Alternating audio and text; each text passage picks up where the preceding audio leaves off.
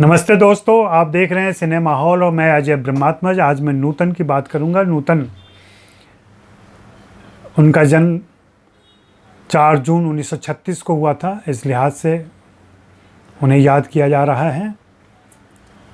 मैं आगे बढ़ूं इसके पहले आपको याद दिला दूं कि आप मुझे सब्सक्राइब कर लें इस वीडियो को देखने के बाद, और बेल आइकन भी दबा दें ताकि आपको मेरे अपडेट्स मिलते रहें। कुछ पसंद आता है तो शेयर करें, लाइक करें। ये सब करने से, आप करते हैं तो हमें प्रोत्साहन मिलता है। खैर, हम नूतन की बात कर रहे हैं। नूतन अकेली ऐसी अभिनेत्री हैं जिन्हें 5 बार फिल्म फेयर पुरस्कार मिले, और आखिरी पुरस्कार तो उन्हें उस उम्र में मिला जब हिंदी फिल्म की हीरोइनें रिटायर कर दी जाती हैं या माँ की भूमिकाओं में आ जाती हैं। वह फिल्म थी राज खोसला निर्देशित मैं तुलसी तेरे आंगन की। फिल्म फेयर पुरस्कार के समय उनकी उम्र 42 साल थी,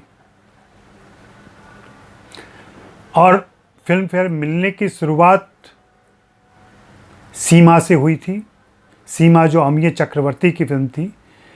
अमिय चक्रवर्ती को नूतन बहुत पसंद करती थी और बाद में याद भी करते रहीं कि अगर अमिय दादा जिंदा रहते तो मैं कुछ और फिल्में करती, क्योंकि उनके पास प्लानिंग थी ऐसी फिल्मों की जो वो नूतन के साथ करना चाहते थे। बंगाल से आए निर्देशकों ने नूतन पर बहुत ध्यान दिया। शायद उनकी कद काठी, उनका अंदाज, अभिनय की उनकी प्रवीणता, क्योंकि आप देखें कि बिमल रॉय ने भी उन्हें लेकर के सुजाता और बंदनी जैसी फिल्में बनाई। बंदनी का किस्सा तो लोग जानते ही हैं। बंदनी जब शूटिंग होने वाली थी, तैयारी चल रही थी, तभी पता चला कि नूतन माँ बनने वाली हैं। फिल्म रुक गई, लेकिन बिमल रॉय ने किसी दूसरे को नहीं साइन किया, किसी दूसरी अभिनेत्री से बात नहीं की। उन्होंने नूतन का इंतज़ार किया। ऐसा दुर्लभ है, बहुत कम निर्देशकों का अपने कलाकारों पर ऐसा भरोसा होता है। हाल फिलहाल में विशाल भारद्वाज ने ये बात दिखाई थी कि इरफान के साथ वो एक फिल्म बनाना चाह रहे थे, और इरफान की बीमारी के बाद उन्होंने उस फिल्म को रोक दिया था। अन्यथा हिंदी फिल्मों में हम देखते रहे कि निर्देशकों को अगर उनकी मनचाही अभिनेत्री ना मिले तो किसी और अभिनेत्री के साथ काम पूरा कर लेते हैं। यह इस तथ्य का प्रमाण है कि कुछ अभिनेत्रियां अपने निर्देशकों के लिए और कुछ अभिनेता अपने निर्देशकों के लिए खास महत्व रखते हैं, और कुछ फिल्मों की योजनाएं उनको ध्यान में रखकर ही बनती हैं, और वही उन भूमिकाओं के साथ न्याय कर सकते हैं। नूतन की मां शोभना समर्थ अब समय की मशहूर अभिनेत्री, उन्होंने अपने 2 बेटियों को, नूतन और तनुजा, दोनों को लॉन्च किया। नूतन जब बड़ी हो रही थी, किशोरावस्था में थी, तभी महबूब खान ने किसी पार्टी में उनको देखा तो कहा कि मैं तुम्हें लॉन्च करूंगा पक्का।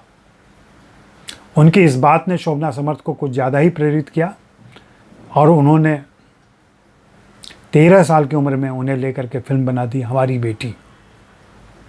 यह फिल्म उतनी नहीं चली। उसके बाद उनकी फिल्म आई नगीना। नगीना में नासिर खान थे हीरो। यह फिल्म चली और खूब पसंद की गई, और मज़ेदार वाक़या है कि इस फिल्म को देखने नूतन अपने परिवार के साथ गईं तो गेटकीपर ने उनको रोक दिया, इसलिए कि वह फिल्म एडल्ट थी, और तब नूतन की उम्र यही 14-15 रही होगी। बाद में पता चला कि नूतन ही इस फिल्म की अभिनेत्री हैं, तो फिर मैनेजर ने उनको अनुमति दी और फिर वो जाकर के उन्होंने फिल्म देखी। नूतन ने सीमा के बाद जिन फिल्मों से पुरस्कार लिया उनमें सुजाता है, बंदनी है, मिलन है और मैं तुलसी तेरे आंगन की। इन फिल्मों के अलावा नूतन ने दिलीप कुमार, देवानंद, राज कपूर, अपनी पीढ़ी के तमाम अभिनेताओं के साथ काम किया। खास करके नूतन का जो अंदाज था, जो अभिनय की एक खास शैली उन्होंने विकसित कर ली थी, जिसमें संवादों पर उनकी निर्भरता कम हो गई थी और एक्सप्रेशन पे, आँखों, चेहरे, होठ, इनसे वो मदद लेती थी और बहुत ही प्रभावपूर्ण तरीके से किरदारों को पर्दे पर जीवंत कर देती थी। शुरू में ऐसा लग रहा था कि पतली दुबली होने की वजह से उन्हें ज़्यादा फिल्में नहीं मिल पाएंगी या ज़्यादा वर्थफुल नहीं है वो, लेकिन धीरे धीरे हमने देखा कि ऐसे समय में जब नरगिस, मीना कुमारी, मधुबाला, गीता बाली जैसी अभिनेत्रियां राज कर रही थीं, उनके बीच नूतन आती हैं और अपनी खास जगह बनाती हैं। लोग ऐसा मानते हैं कि नूतन और उनकी समकालीन अभिनेत्रियों के बीच राइवलरी रही होगी। नूतन ने अपने एक इंटरव्यू में बताया था कि ऐसा कभी कुछ नहीं था, बल्कि ये उम्र में बड़ी अभिनेत्रियां, सीनियर अभिनेत्रियां उनका खास ख्याल रखती थीं। मीना कुमारी से तो उनकी खास दोस्ती थी।